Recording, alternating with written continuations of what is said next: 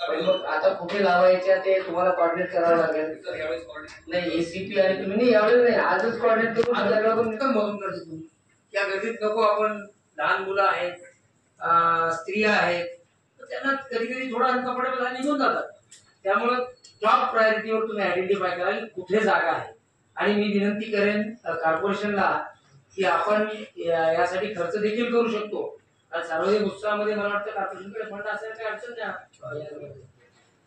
घराच्या बाहेर निघत नाही. आम्हाला महिलांना बाहेर काढावं लागतं. फक्त हे व्हाईटनर गांजाचे प्रकार जास्त वाढू लागले कारण हे मुकुंदवाडी भारतनगर या भागात जास्त आहे. तर छत्रपती शिवाजी महाराज मीटिंग बोलवली आहे. सर्व प्रशासकीय अधिकारी लोकप्रतिनिधी सर्वांचे मला एक छोटी प्रश्न आज 45 ते जमत नाही.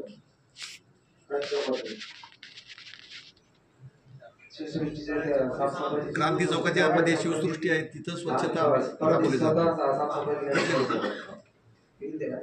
छत्रपती शिवाजी महाराज भेट पडले त्याच्यानंतर 1 महिन्यानंतर बांधलं. त्यामुळे त्या ठिकाणी काहीतरी व्यवस्था योग्य असली पाहिजे. नंबर 2 जे तुम्ही टॉयलेट ब्लॉक लावणार ते अशा ठिकाणी लावले पाहिजे की जेणेकरून अन्य लोकांना त्रास पण होणार नाही, महिलांना सुद्धा लांब जास्त खूप जावं लागणार नाही आणि ऑकवर्ड सिच्युएशन पुढे येणार नाही. हे सगळं बघणं आवश्यक आहे. त्यामुळे या 2 अत्यंत महत्वाच्या जबाबदाऱ्या आहेत.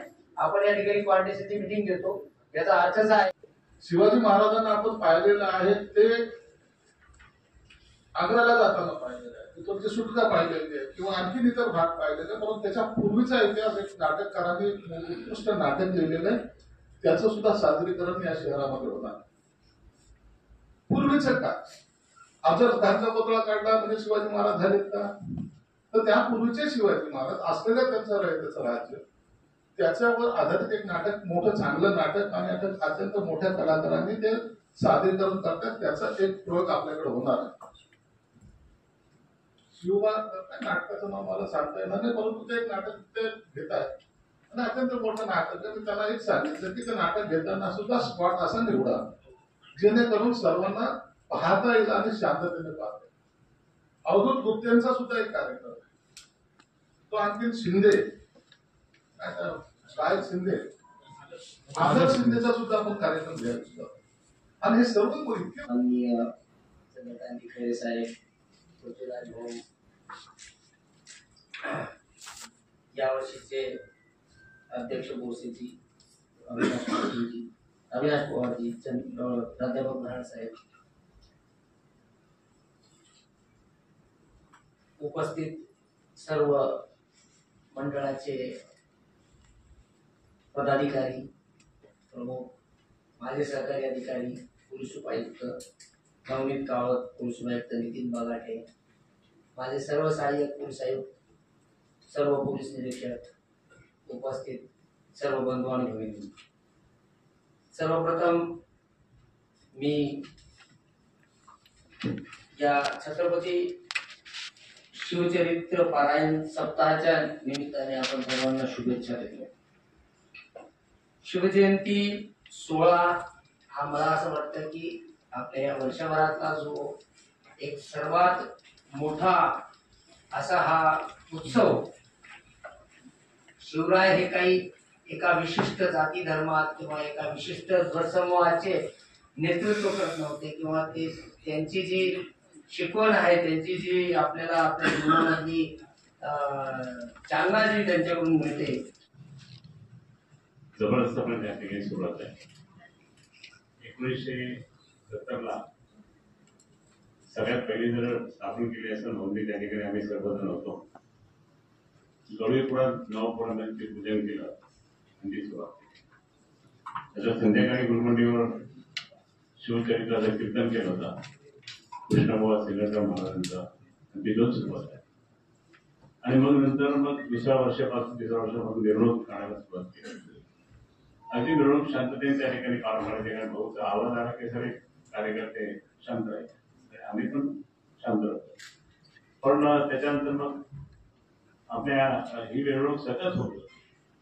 पण मध्यंतरीच्या काळात काही वर्षात त्या ठिकाणी तिथीप्रमाणे आणि तारखेप्रमाणे असं झालं होतं. मग गतवर्षीपासून म्हणजे त्याच्या आधीपासून त्या ठिकाणी मग एकच शिवजयंती साजरी करायची असेल त्यांना.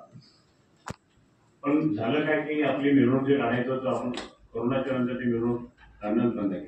कारण कोरोनामध्ये आपण बंद आणि तिथून नंतर मग फक्त छत्रपतीचा पुतळा आयुष्मान पुतळा झाल्यानंतर तिथे आपण सर्वजण येतो आणि तिथे मग सगळ्यांचे वेगवेगळ्या प्रकारचे त्या ठिकाणी स्टेज असतात वगैरे आणि जल्लोष रात्री पण 12-1 वाजेपर्यंत हा हे असता सहकार्य केलं पाहिजे अशी तुमच्याकडून अपेक्षा आहे. तुम्ही गेले 8-10 महिन्यापासून पाहत असाल की शहरातच नाही तर महाराष्ट्रामध्ये वेगवेगळ्या माध्यमातून वेगवेगळे विषय घेऊन काही लोक रस्त्यावर येण्याचा प्रयत्न आहे. आणि अशा वेळेला एखादा धार्मिक सण साजरा करताना पोलिसांवर येणारा दडपण हे आपण लक्षात घेतो.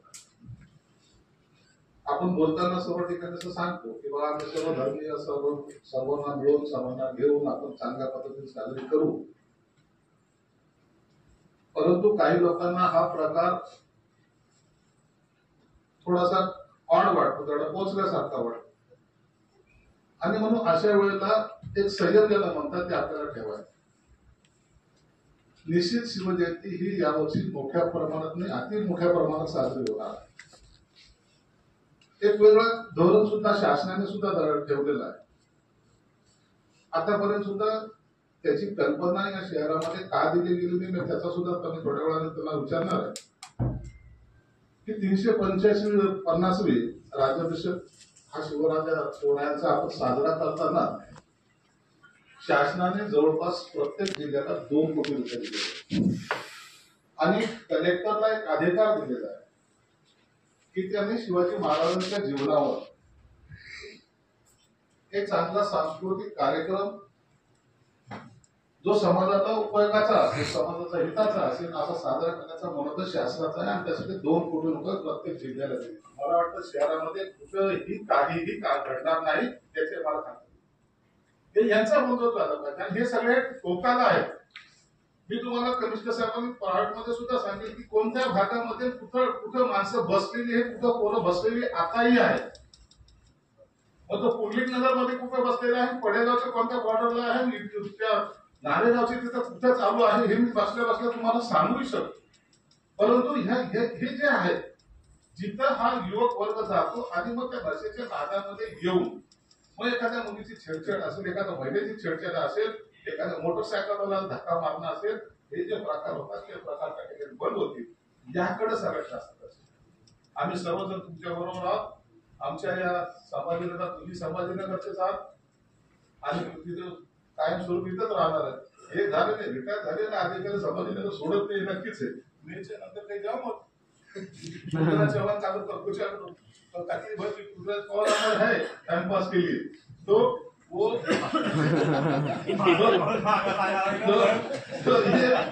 ये शहर चांगल्या पद्धती सगळे डिजिटल कमिशनर अनेक मोठमोठे IAS अधिकारी सगळे रिटायर झाले संभाजीनगरमध्ये आणि म्हणून हा शहर आपल्याला आपल्यासाठी हे चांगलं ठेवायचं.